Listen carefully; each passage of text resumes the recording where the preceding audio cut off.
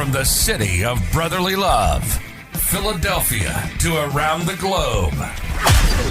You're listening to Shark Bite Biz, your exclusive place for business strategy, sales, marketing, and tech in the roaring 20s. And now, here's your host, David Strausser.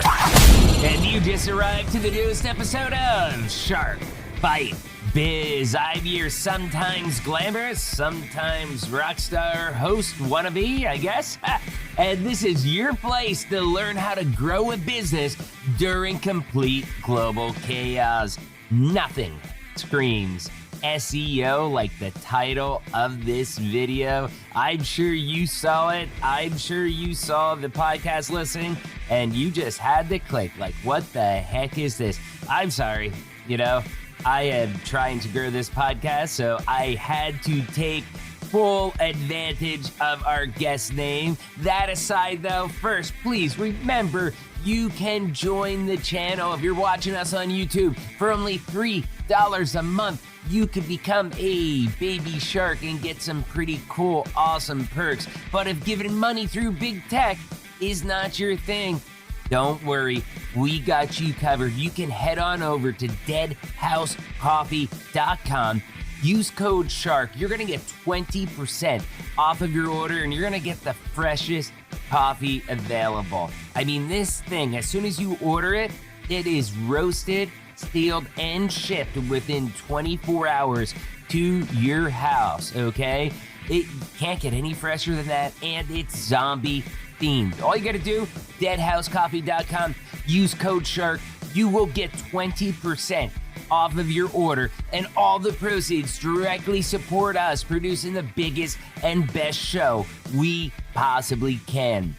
Now, let's get back to today's show, because despite the Google-friendly or not so Google-friendly, pending the search path you take, because, again, the name of our guest, this guy that I have on the show, he really does have an amazing story to share with us. Somebody that, again, just like many of our other guests, name aside, many of our other guests that just had that entrepreneurial calling, that business bug, I guess we can call it, and has started multiple successful businesses. What I think is really cool about this story is that it is SaaS based. SaaS, again, is software as a service, basically renting, leasing software instead of outright buying your software. Again, everybody knows I work with Vision 33. We do SAP Business One and Sage Intacct. Same kind of concept there. I mean, you can rent or you can buy your software, and we talk about that more during this interview. But I think our guest today was on the bleeding edge of all of that and really started a company that was perfectly situated for a remote world, for what we're all going through right now with COVID. I mean, sometimes you just get lucky, but that luck only happens because of your hard work. So, who are we checking in on today? None other than Mr. Jeff Epstein. No. Okay, not that one. This one doesn't have an island and is very much alive. So, you're probably asking, okay, who is this islandless Jeff Epstein? I'm so glad you asked. Mr. Jeff Epstein is a lifelong entrepreneur and has founded, run, and sold several businesses. His last business was Ambassador, getambassador.com, a B2B SaaS company which grew to nearly 50 employees before selling to Intrado in 2018. Jeff and a few colleagues from Ambassador have founded onboard.io based on their experience of onboarding many Fortune 500 customers.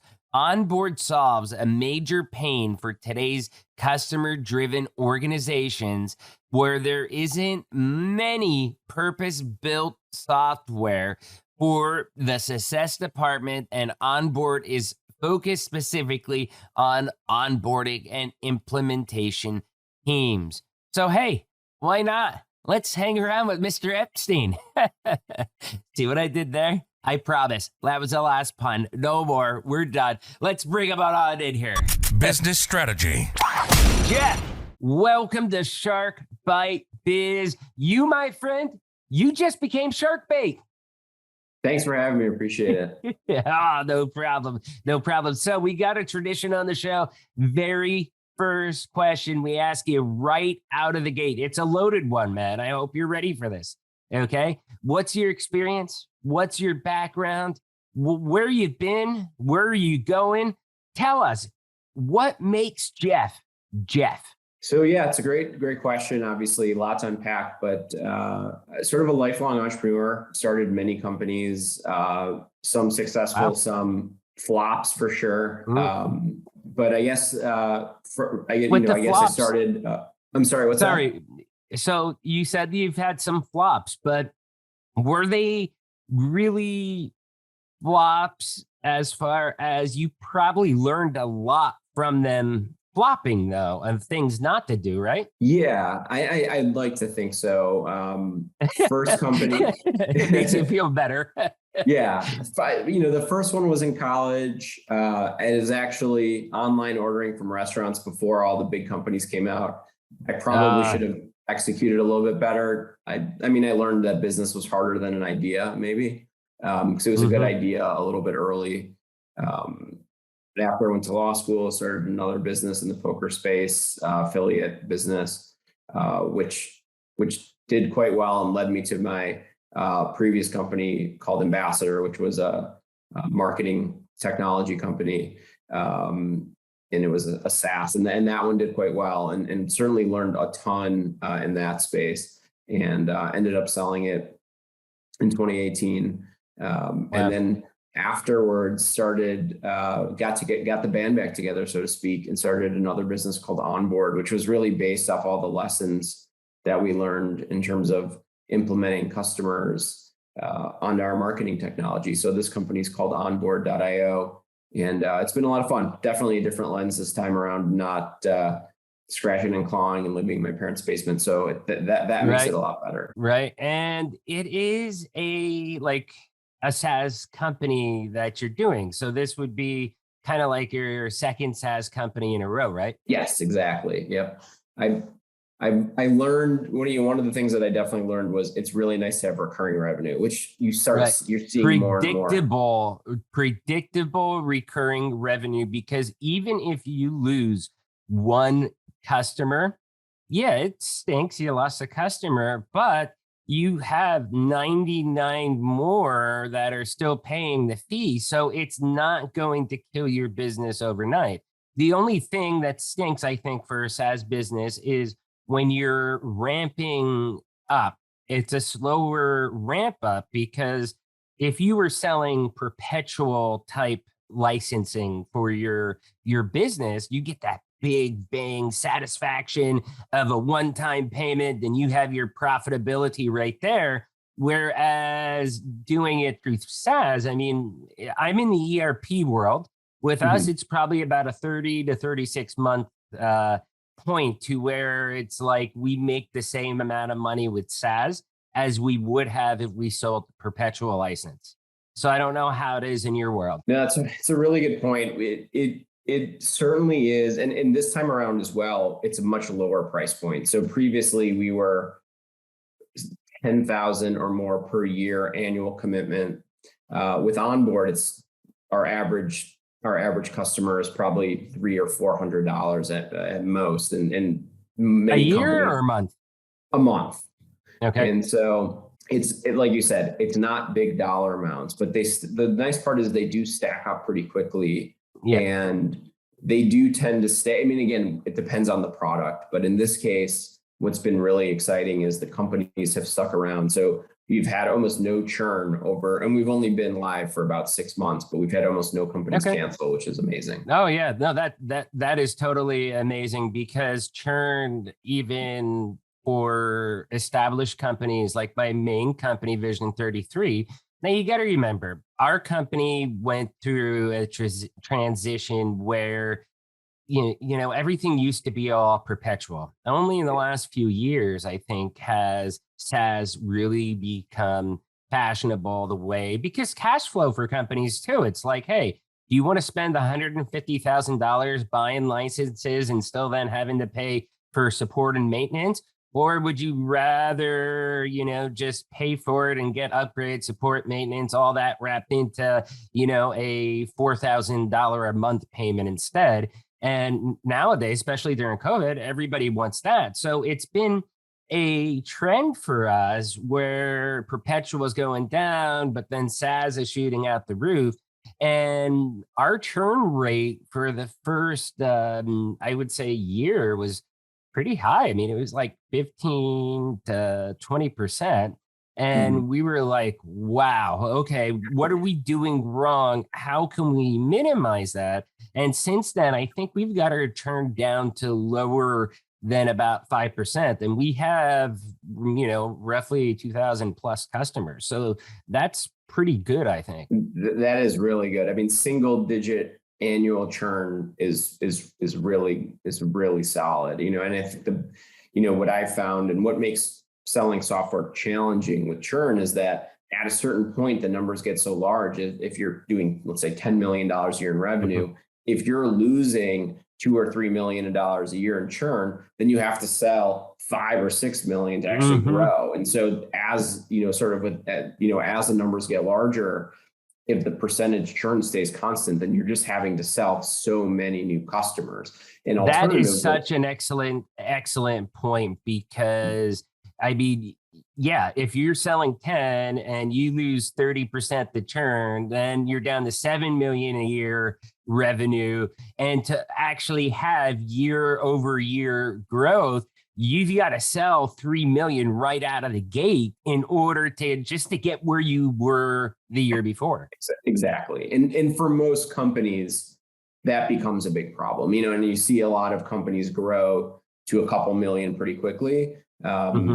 Again, obviously that's still really hard, but to get from 10 to 100 million in revenue, you mostly see these companies that become public, they tend to have what's called like net negative churn, meaning they actually have more upgrades than they do, losses, so to speak. So even though people do end up likely churning out, their existing customers are sort of renewing for more or expanding the products or the purchases that they're making. And this is why we build Onboard, because we faced that challenge specifically. And we knew that one of our biggest problems was we didn't get customers onboarded, as well as we wanted to. And that we thought that was a big gap in the software world. And so that's what Onboard is built for. Okay. So that was what I was going to ask, being what we're talking about.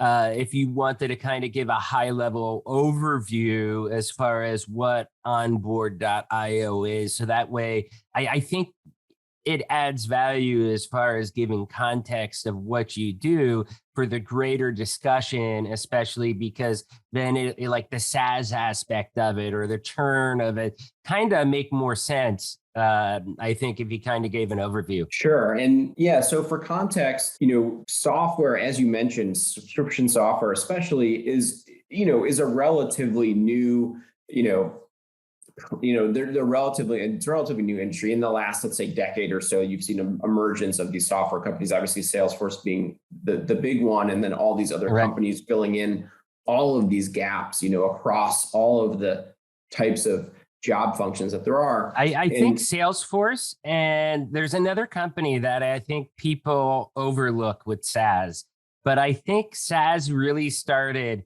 with Microsoft when it went mainstream for two things. One, Xbox Live, I think was the first real SaaS type program, $5 or whatever it was a month to get the Xbox Live service, where somebody like PlayStation at the time, I think, was even free. So it was there, but also once they pushed Office to where they were making it very, very hard to buy, and you can only get the SaaS version, the $9-10 a month, whatever it is.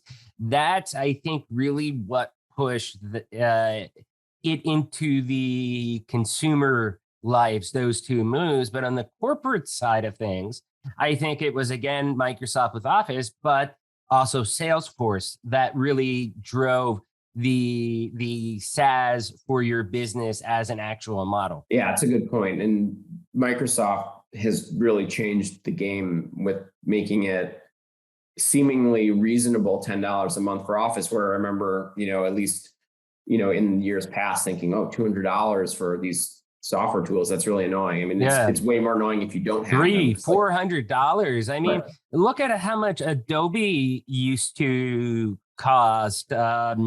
If you needed the creative suite, not even the creative suite, just something like Photoshop, I mean, hundreds and hundreds of dollars. And now, because, my son's studying at college, he was able to get it for like $20 a month. I think a non-student discounted price is around $50 a month. But that's still a lot more affordable than having to spend the $1,500 for the whole creative suite. Absolutely. And what's nice too for them is they're probably, like you said, even in your business, after 36 months, it's all profit or that's sort of the break even. I think these companies are seeing the same thing where they can deliver, they don't need to maintain 70 versions of their software. They can maintain one sort of current version, and people always get the latest and greatest, so to speak, and they're continuously paying. So instead of, having an old machine and then sort of copying your license across all your computers or your family, what have you, you can, subscription software is certainly makes that a lot better for all parties, which is really nice. What I really think is interesting, and this is a little bit of a rabbit hole here, but did you see how Microsoft launched not the Windows 365, but it's like the actual computers that I forget what it's called. I think it's maybe it is the Windows 365, but it's you can get a cloud computer, like desktop workstation for personal use or enterprise use. Not the greatest builds right now, so it's not like you're going to get something with an RTX gaming card or something like that. But I mean, it's like, hey, all you need essentially is a Chromebook that has an internet connection, and you're just going to connect right here through the browser, and bam, you're at this super powerful workstation now. And it's all SaaS. I mean, that I think is the true power of SaaS and the cloud. I had a VP, Nancy Sperry from Sage, on this show, and her definition of the cloud was basically giving companies in the small business, mom and pops, medium-sized businesses, but giving them Fortune 50 technology at a fraction of the cost. That's the power of SaaS and the power of the cloud. Yeah, and even taking it a step further, and again, this is something that we saw specifically with COVID, is that the beauty of the cloud and web-based software is that you can do your job from anywhere, ideally. Right. And you can access, your files and tools in the clold, right? Like you can access them from anywhere.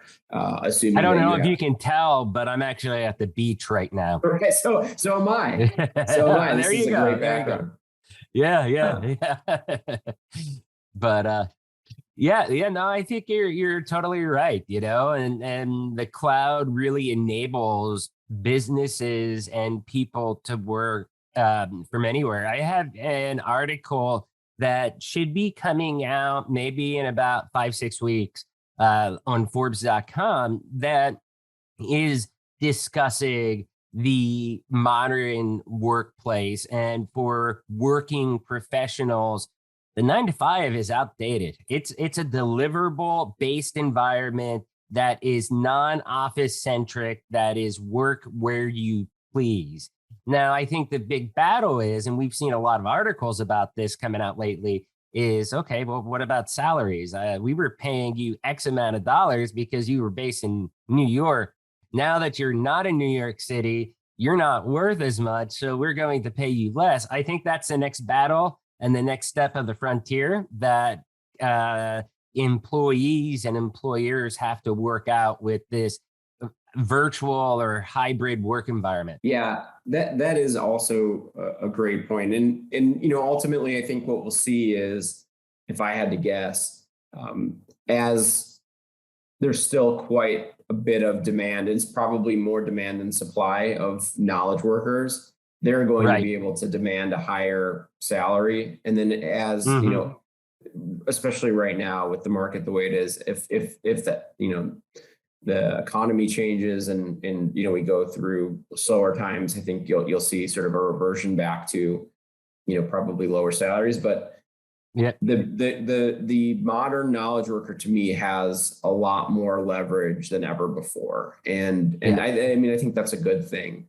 And the best companies will raise enough money to pay for those folks, and they really set the tone. And in the software world, that means whatever happens in California, everything filters down from the Valley and in New York, right? And so if you can't compete, then you try to find folks that are either in other parts of the country where they can maybe take a little bit less salary, maybe a little less qualified, potentially a little bit less of a resume, or you can look at other parts of the world as well. So that's the beauty of everyone can communicate in real time if needed. So, definitely.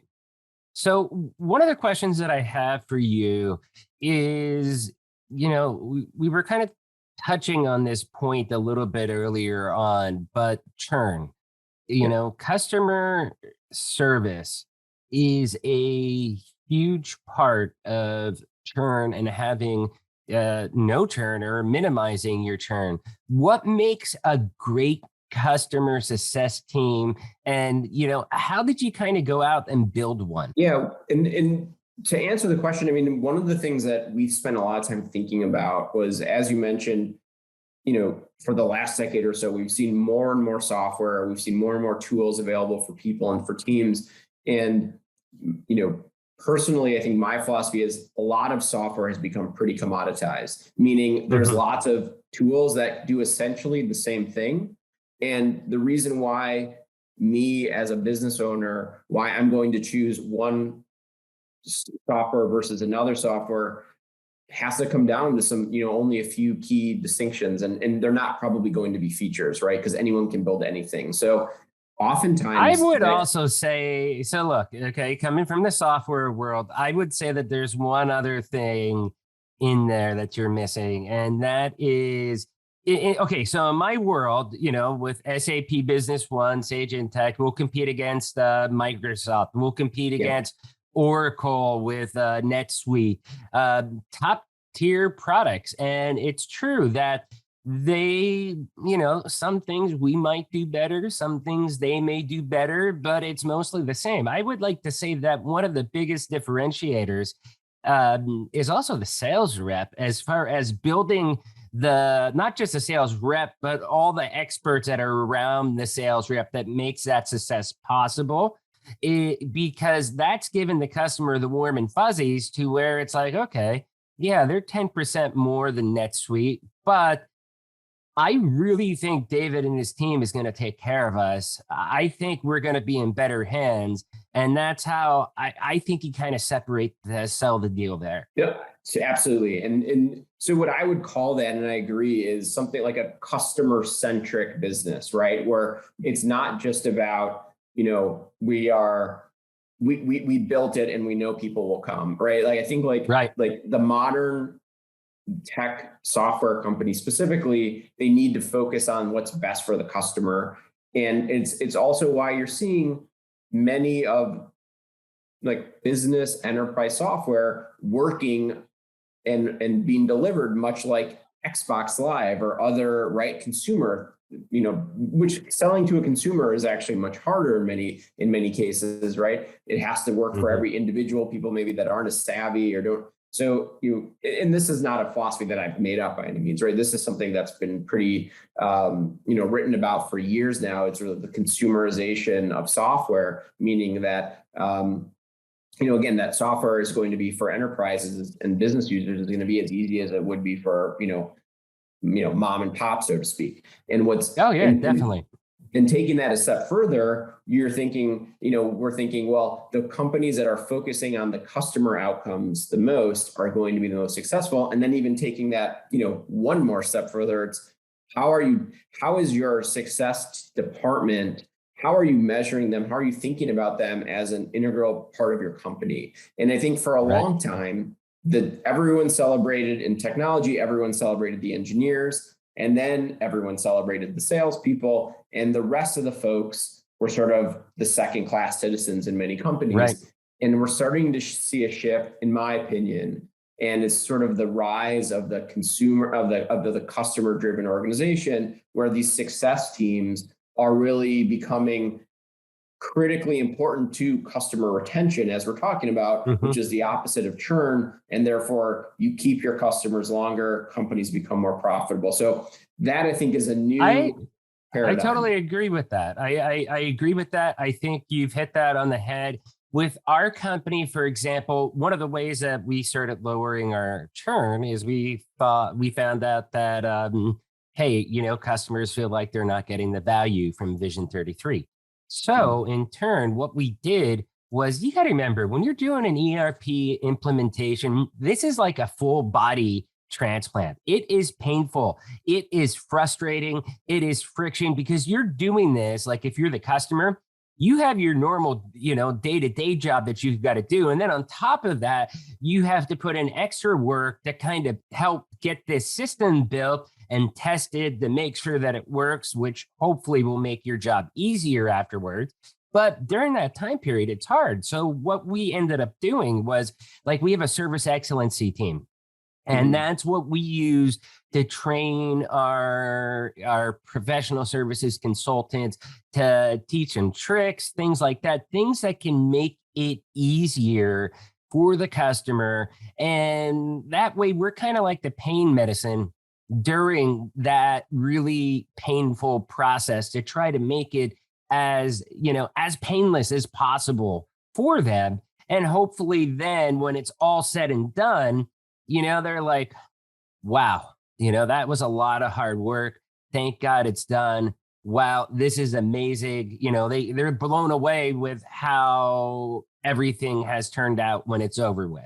Does that make sense? Yeah, absolutely. Absolutely. And even like sort of bringing this all, tying it all together, or putting a bow around all this, that's exactly why, we are building Onboard, right? It's like, we want to provide the tools for those folks, for the implementation folks, to give their clients visibility, to work together collaboratively in a way that's actually made for them. And previously, what I would say is lots of things would do 80% of the job, but they weren't built for those teams, because unfortunately, we weren't really celebrating the success and implementation departments. They were sort of like, they were called the resources, which is something that I freaking hate. I hate when you call people resources. It's like, no, they're people, and they're like making decisions. They're not like tools, right? Like the tools are software. Those are the resources we should be talking about. And absolutely. I fundamentally hate that. Absolutely agree. And in fact, you've set yourself up for probably the most perfect follow-up question ever. So how do you build and perfect your onboarding process? So it really comes down to thinking about the entire journey and the experience that you want your client to have, and I think lots of times companies only think about what has to be done. And that's certainly a big part of it. But there's communication, there's all the folks that need to be trained, or need to see documentation, that need to exchange like information and again, documents. And ideally, there needs to also be a clear line of communication from the success department, from the sales team, so there's internal things that have to be done, and hopefully streamlined, and of course, efficient. But then there's also the direct communication with the end users. And, again, in our case, we found, if you can put all the information in a place where both parties can see everything, there's full visibility, there's full transparency, that inherently creates accountability, right? When everyone knows what everyone's supposed to do. Transparency is important. Very important. Yeah, and that's one thing that, My sales reps, because the general manager, they'll pull me in at the end, usually at the end, kind of to give the customer the warm and fuzzies to get the deal over the finish line. And that's where I go through our implementation methodology. But also a part of that, I tell them like, hey, look, we have a very transparent process. We are probably one of the most transparent companies you will find because, for example, our 5 steps of implementation, we can't move from one step to the next step unless you physically sign off through a DocuSign, saying that you agree with us and this is complete and now we can go to the next phase. But also even for your hours billed, I mean, we do like a weekly milestone report for them. They have access to see any time how many hours were used, what they were used for, how the overall timeline and budget for the project is. And that's a lot of the stuff we focus on to really help minimize our churn. And it's helped us a lot. It's also helped us to get new sales because once we explain all of that, they're like, oh, wow, none of the competitors told us that stuff. And it's helped us win new business as well. So it's pretty cool. And that's why I wanted to jump in there with that transparency because I think that is something that is sometimes overlooked. And that's a huge value add to a lot of people. Huge value add. And it's funny you mentioned that. We also, at our previous company, learned that transparent onboarding process is actually a huge sales driver. And so our sales reps would actually say, this is what your onboarding is going to look like. This is who you're going to be working with, most likely based on the industry. We knew that. And it was a huge, like you said, it was, and not only was it incredibly valuable, it also sort of set the table and set the expectation of how things were going to go. And then like anything else in life, if you can exceed expectations, then you're off to a great start, right? And I think what often happens is you have sales reps promising the world, and then you have the success team set up to fail with an implementation that can never be done on time or on budget because you're over promising and under delivering.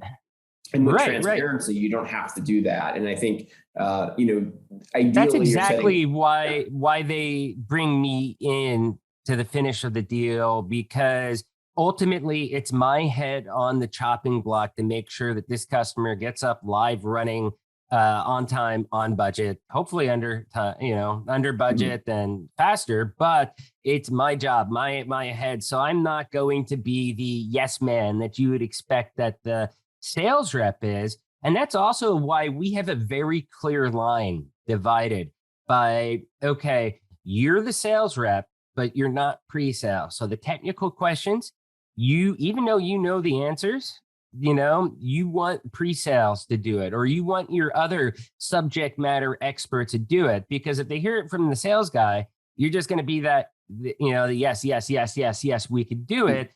They're going to trust it from those trusted advisors more than just the sales rep. And that's something that we reinforce and really has given us a lot of success in the sales world. Makes sense. I mean, it really is. Again, the more collaboration between the, all sort of parties involved, the better it's going to be, like you said, and ultimately, allowing this success and implementation folks to sort of drive home both the transparency, but also, the sort of the right answers at the right times. And those are really important parts. And again, it builds the relationship, which continues companies, being satisfied with the results, and then ultimately, again, coming back and hopefully, renewing for years to come. Right.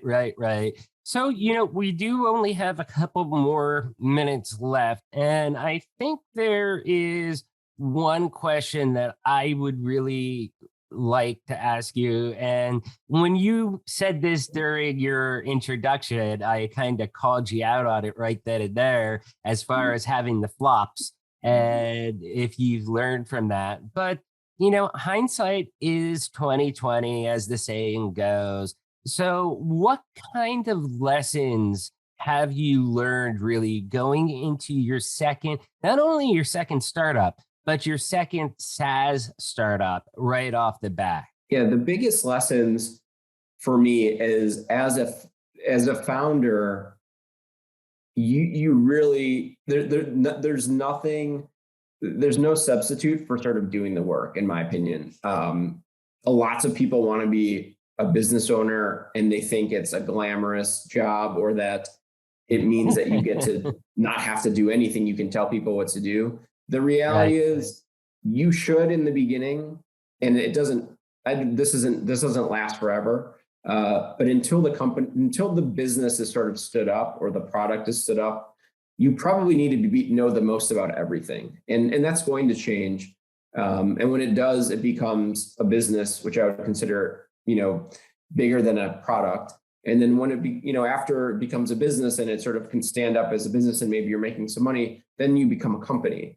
And all of those stages are very different. And when you become a company, you really become a leader of people, and you become, in many cases, much less a builder of a product. I think you can wear multiple hats, but managing people is very different, and a very different experience than I expected when I thought, oh, I'm going to build a cool tech company, right? Ultimately, your job is to set a vision and a culture and make sure that everybody's sort of rowing in the same direction. And if that doesn't work, and it's not easy to do, things can fall apart pretty quickly. And those are things I never really thought about. And I think the best founders learn quickly. You're going to make mistakes for sure. And ideally you don't make the same mistakes twice. And I like to say, but with the mistakes too, I think one thing that's important to point out is you're going to make mistakes. Everybody knows that. Hopefully you don't make it twice, like you were just saying, but also don't dwell on the mistakes. That's one thing that I see, a lot of business leaders out there, they're sad because they lost a deal 2 weeks ago. I mean, if I lost a huge deal or lost a huge customer, it's going to hurt me for the rest of that day. I'll probably, drink myself to sleep that night. But once I wake up the next morning, it's gone, it's over. I mean, you cannot dwell on things that have happened. Spend your energy on things that you can change and make better and learn from it. Yeah, that's a great point. And that was a hard lesson for me to learn. I think I like to dwell on things. And I think one thing that I was good at, and I think the combination of these two things are really powerful, is actually moving very quickly. And that includes making quick decisions, especially when they're reversible. And so I can't remember when I read this, but I read something about, great leaders make quick decisions. And I fundamentally believe that, especially for small things. You don't want people and teams waiting on you to answer a question, right? If you're a bottleneck, that's the worst thing that can happen. And I also found this interesting, and I believe it's related, is that I've had the benefit of randomly, through cold emails, some email introductions, but I've emailed with a couple different billionaires just through connections of investors, or I even cold emailed Mark Cuban, for example, many years ago. And it was amazing how quickly they responded, minutes later, right? And you'd think these are the most busiest people in the world, some of the most busiest people in the world. How would they be able to answer this cold email or this introduction? And I think it's because they probably make a decision so quick, in this case, to respond to an email. And if they don't respond within 5 minutes, they probably never respond, right? I would imagine that they're just... Or they have a lot of assistants?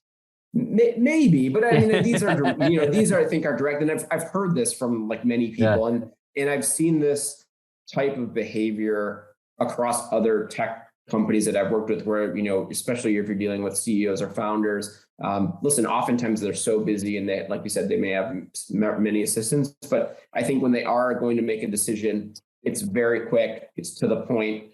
It's not a paragraph, right? It's a 2-word answer, but it's okay. This, check the box, let's move on, right? Right. Yeah. And that's something that I can kind of agree with too, because it seems like when you get to people that are that level, it's either they're sold, or they're not. If they're wishy-washy about it, chances are they're just going to say no and move on, not for them. Every now and then, maybe they're wishy-washy, but he's like, I got a gut feeling about this though. Let me follow the gut. And, even though the brain's saying no, and maybe it'll fall on your side. But I think that rule that you said is probably good advice right there. Yeah. And it's served me well. I think, again, like, you don't want to be reckless, but you need to move fast, right? Like, there's always more to do than you can accomplish in a day, in a week, in a month, right? In a year. But you have to stack up. You have to stack up small successes. It's a lot like small customers, right? Like, you got to stack them up. And, if you consider like a big mistake is sort of like churn, like, you don't want to have a lot of churn, right? So hopefully you stack up a bunch of good outcomes, and then you have a great outcome. And I think that when you're starting a business, you want to be perfect, but the reality is you don't even know what perfect is most likely. So you just have to do pretty well and keep pushing forward. And in many cases, if you can afford to sort of outlast everybody else, like, you'll be okay. And that's again, every business is different, right? But in the software business, especially with recurring revenue, like, you sort of know what's coming in the door. So then, and the internet's always open, and you can sell to the world, so you have so many advantages than let's say like a brick and mortar location where you only have so many people that can potentially walk by in a given day. So we have a lot of advantages in the tech world, and specifically SaaS. So yeah, I definitely think SaaS is the future. I think it's the hot industry. The only fear I have is that at some point in the future, I don't think within the next year, but maybe it's 5 or 10 years down the road, people are subscriptioned out. I mean, look at television right now. You have subscription fatigue, because at first things like Sling and stuff like that were, oh my God, these are cool alternatives, $20 a month. Now, the way that you have everything a la carte, you have Hulu, you got Netflix, you have Apple TV Plus, you have all these different things.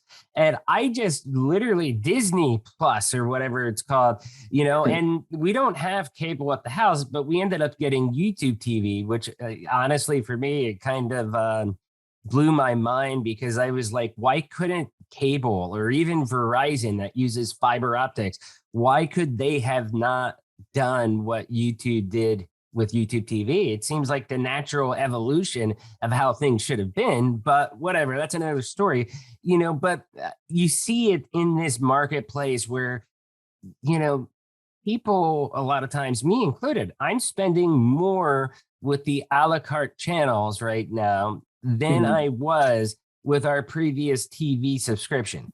And I think that there is going to be a point in time, maybe 5-10 years out, where people are just going to be like, stop with the subscriptions. What do you think about that? Mid-long term, is that something you think is possible, that we go back to a perpetual world? What's your take? Yeah. I agree with what you're describing. I would explain it a little bit differently in terms of, it's sort of like a great unbundling of these conglomerates, right? Like, the cable companies had a relatively stagnant product, didn't innovate as well as Hulu or Disney. It didn't have maybe good enough original content or whatever the gaps were, right? So people were cutting the cord, but then ironically, like you said, still subscribing to all these other services that may even exceed the cost of what they originally unbundled or, originally had bundled. And so, I mean, to me, I agree with you in terms of, again, thinking about the software, specifically the software space, is I think what we're going to see is more and more specific solutions for individual departments, right? So instead of a Salesforce, which they try to sell to everybody, right? Like, we have, a tool specifically for customer outreach. We have a tool specifically for CRM. We have a tool specifically for customer onboarding and implementation, and maybe a support ticketing service. So I think this is actually the route that we're going, is because, purpose-built software is just so much better than shoehorning a team into something that wasn't made for them. And I think that's what we've seen for so long is, unless you're a dev or a salesperson, you're getting pushed into whatever the dev or salespeople wanted to buy. And you're like, right. Hey, I don't want to use that. It doesn't understand me. And that's what we're trying to that's how we, and the reason why we thought about that is because my co-founder was the head of success. I always sort of tried to stand up for the success team because I realized it's actually a really hard job. You don't get the big commissions of the salespeople. You don't get sort of the glory of the engineers. You get sort of a lot of like the yelled at and argued against and complained to. It's a really tough job. And I don't think they get enough credit. And like you said, they're the ones who are really setting the expectations and really managing the customer relationship. They're on the front lines for sure. And so I think we're going to see a lot of tooling for them. And I agree with you. They're not going to be connected to the big conglomerates. I think they're going to be new companies that are thinking about them and not worried about the engineering piece or the sales pieces. The only bad part with what you're saying, and this is something that I see many companies coming to us today, is they have data silos then, because they have these niche programs and they need something to tie it all together. And that's where my ERP comes in, because then we become the heart, soul, the brain of your business. And you just plug and play with all these different pieces into it to process that data, raw data, and give you your analytics and your business intelligence.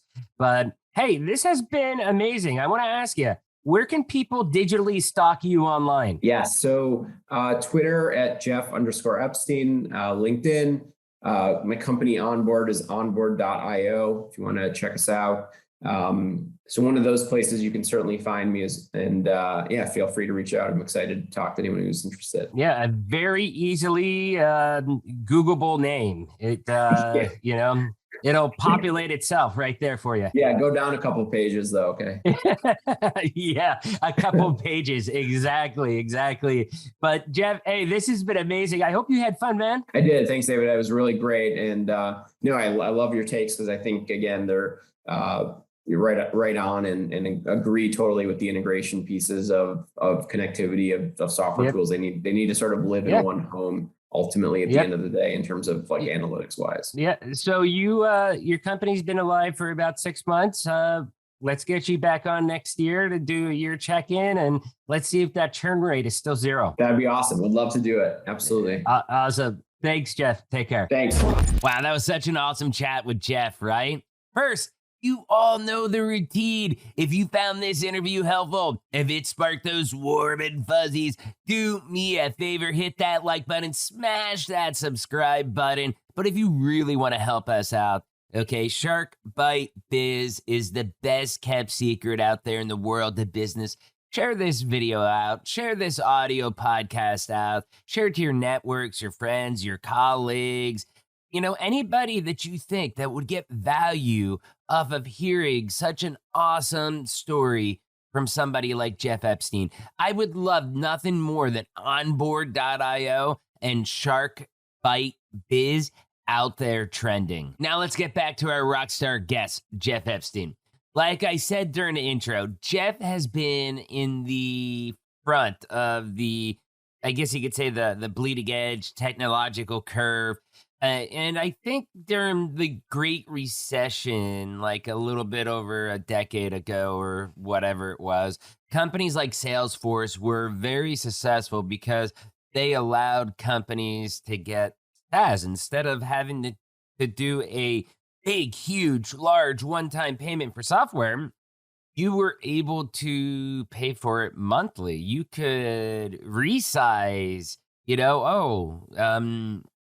don't know how your business is going to be in a year because the economy tanked? No problem. Once a year, you can downsize or upsize your licenses.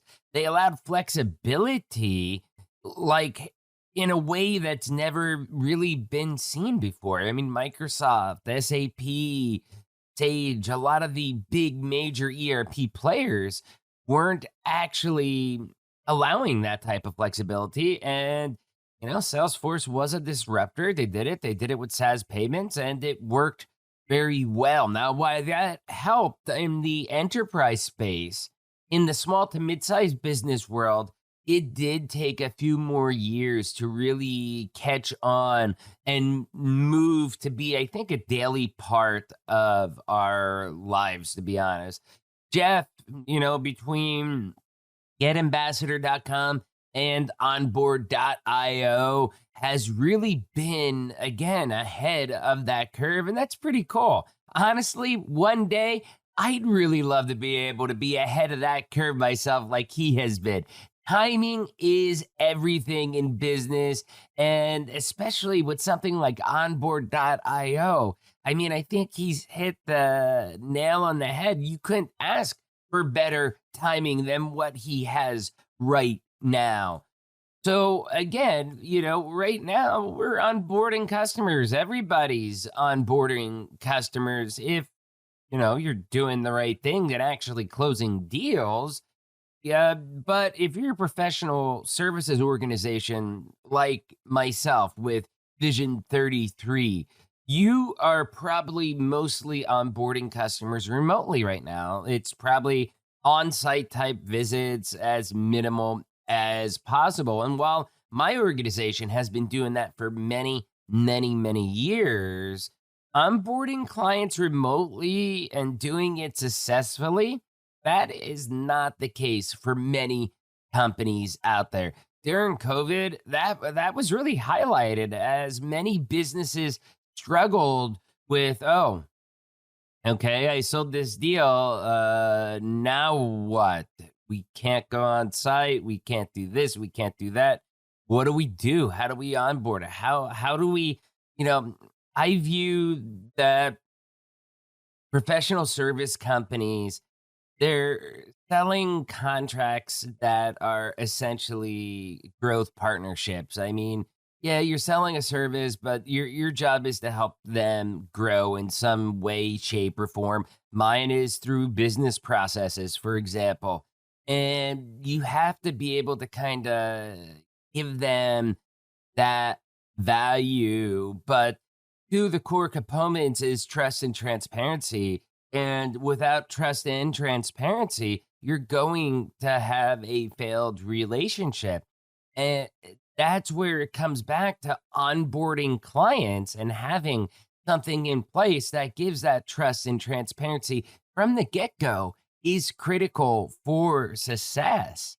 And I think, looking back during this pandemic, something like COVID probably gave a huge shot in the arm to a company like onboard.io, because I think a lot of people understood the value of a company like onboarding clients using that service. But look at things like Zoom, look at Teams, look at Skype, or whatever software solution like that you want to talk about. All that existed pre-COVID, okay? They were there, but they weren't a big part of our everyday lives, okay? We weren't attached to the hip to Microsoft Teams like we are right now. Some companies were, maybe they use Slack, but not with the video calls and stuff like that to the degree that we're doing right now. Even things like Slack have transformed during COVID. People just didn't know how to get the right value out of them. Right now, during COVID, though, I think people have finally seen the value. They've understood the value. It has been unlocked.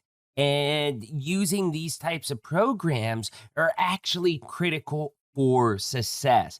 So hearing Jeff's story and how companies are leveraging things like his software, especially in places that are customer-centric organizations, because it's been a real fundamental shift in how we operate right now, current day in 2021.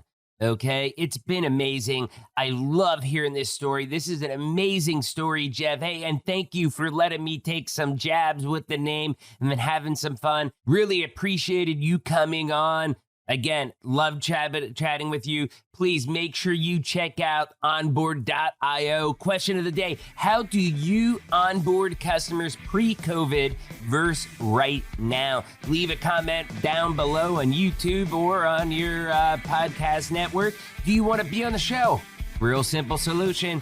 Send out an email, interviews@sharkbitebiz.com. Please don't forget, you can join the channel for only $3 a month. You can become a baby shark right here on YouTube. Or if giving money through big tech, you don't want to do that, get the freshest coffee available. I'm telling you, it is roasted, sealed, and shipped all within 24 hours to your doorstep. Use keyword shark. You will save 20% off of your order only at deadhousecoffee.com. You all know this by now, but I'm David Strausser. This is Shark Bite Biz. We'll see you all next episode. Cheers.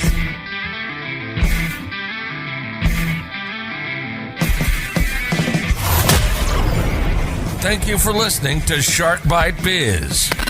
We hope you got some insightful info from this podcast. Be sure to subscribe to us through your favorite podcast app and visit us on the web at www.sharkbitebiz.com. How has business changed for you in the 20s? Email us at podcast@sharkbitebiz.com so you can join us and share your story.